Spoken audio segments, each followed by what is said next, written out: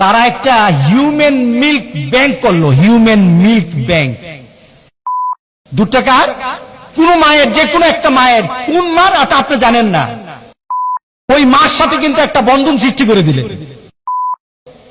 বিয়েটা কার সাথে হলো? দুধ বোন দুধ ভাই, দুধ বোন দুধ ভাই। কিয়ামত পর্যন্ত এই বিয়ে হবে না। মানুষের দুধ ব্যাংক সৃষ্টি করেছে মানুষের মধ্যে হারামজাদা সৃষ্টির জন্য। গত কয়েকদিন আগে বাংলাদেশে নতুন করে একটা মানবতা শিক্ষা দেওয়ার জন্য মানবতাবাদীরা, যারা ইসলামের বাইরেও আছে, যারা ইসলামের ভিতরে আছে, তারা একটা হিউম্যান মিল্ক ব্যাংক করলো, হিউম্যান মিল্ক ব্যাংক। কথাটা বলা দরকার এই কারণে, আপনাদের বাচ্চা কাচ্চা তো এখন আল্লাহ স্বাভাবিক গতিতে দুনিয়াতে দেয় না। আপনারা ডাক্তার ছাড়া উপায় থাকে না। আর আগেকার ডাক্তার দিয়ে কোনো আসিল নাকি? হ্যাঁ, কাটাছিরা আসিল। আপনাদের পয়সাও বেশি, মনে করেন বউরে তো কষ্ট দিব কিনলে। পুলাও কয় মা জন্মের সময় আমার কষ্টই দিছে না, মার প্রতি এত মহব্বত দেখাবো কিনলি গা। কি বলেন? আপনারা নিয়ে যান কোথায়? Nursing home. আপনার বাচ্চাকে সিজার করা হয়। সিজার করে যখন আপনার বাচ্চা বের হয়, তখন ডাক্তাররা চিন্তা করে যে কোনো কারণে যদি আপনার দুধ ফেল করে, দুধ যদি না খাওয়ানো যায়, হয়তো ডাক্তার আপনাকে বলবে কোনো কারণে হতে পারে, অথবা মা মারা যেতে পারে, অথবা আপনার দুধ বাচ্চা না খেতে পারে, বাচ্চা টানতে পারছে না।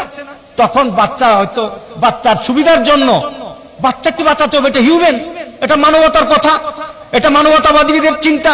এই বাচ্চাকে বাঁচাতে হবে, কি করতে হবে? প্রেসক্রাইব করো। ডাক্তার তখন প্রেসক্রিপশন করে দেবে। কারণ ওই যে ইসলাম এবং এই সমাজকে ধ্বংস করার জন্য যে ইহুদি খ্রিস্টান আর মুসলমানদের কিছু অংশ লেগেছে, এরা উঠে পড়ে লেগেছে যে মুসলমানদের ঈমান আর মুসলমানদের পারিবারিক বন্ধন আর রাখবো না। তারা কিন্তু ওই ডাক্তারদের কিছু কিছু ডাক্তার থেকে দালাল বানিয়ে নিয়েছে। তারা কি করবে? প্রেসক্রিপশন লিখবে, যান এই দুধটা নিয়ে আসেন। কোথায় পাওয়া যায়? কসবাই কয়েকদিন পরে পাওয়া যাবে, কয়েকদিন পরে কসবাই পাওয়া যাবে। না তো বলা হবে কুমিল্লা থেকে আনেন, কুমিল্লা আপনার হসপিটালে ভর্তি হবে আপনার সন্তান। তখন আপনি দুধ এনে দিলেন। দুধটা কার? গরুর। দুধটা কার? কোন মায়ের। দুধটা কার? কোন মায়ের, যে কোনো একটা মায়ের। কোন মার এটা আপনি জানেন না। কোন মার এটা আপনি জানেন না। আপনার সন্তানকে কিন্তু একটা মায়ের দুধ খাইয়ে ওই মার সাথে কিন্তু একটা বন্ধন সৃষ্টি করে দিলেন। এই বন্ধনটা করেছে কে? আল্লাহ সুবহানাহু ওয়া তাআলা বন্ধন সৃষ্টি করে দিলেন। ওই মাকে আর কোনদিন এই সন্তান তো বিয়ে করতে পারবে না। ওই মার ঘরের বাচ্চাও কোনদিন আর বিয়ে করতে পারবে না। এবার ধরুন আপনার ছেলে বড় হয়ে গেছে, ওই মার সন্তানও এখন কোন একটা ইউনিভার্সিটিতে কলেজে পড়ে, আপনার সন্তানও পড়ে। এখন এই সমাজের মধ্যে তো লাভ লাভ লাভ, ভালোবাসা সব অবৈধভাবে, যখন এটা অবৈধভাবে চলবে, অথবা পারিবারিক ভাবে কোন আপনি আপনার পাশের ফ্ল্যাটে একজন মহিলা থাকে, আপনি জানেন না আপনার সন্তান যখন জন্ম নিয়েছে ওই মহিলার দুধকে আপনার সন্তান বড় হয়েছে, আপনি জানেন না, ঠিকানা নাই। আপনি প্রেসক্রাইব দেখে আপনি দুধ খেয়ে ফেললেন। এবার বড় হয়ে যখন পাশাপাশি একটা ফ্ল্যাট, কিন্তু ফ্ল্যাটের ওই মহিলা কিন্তু আপনার সন্তানের ছোটকালের দুধ মা হয়ে আছে, আর বোনগুলি কি দুধ বোন হয়ে আছে।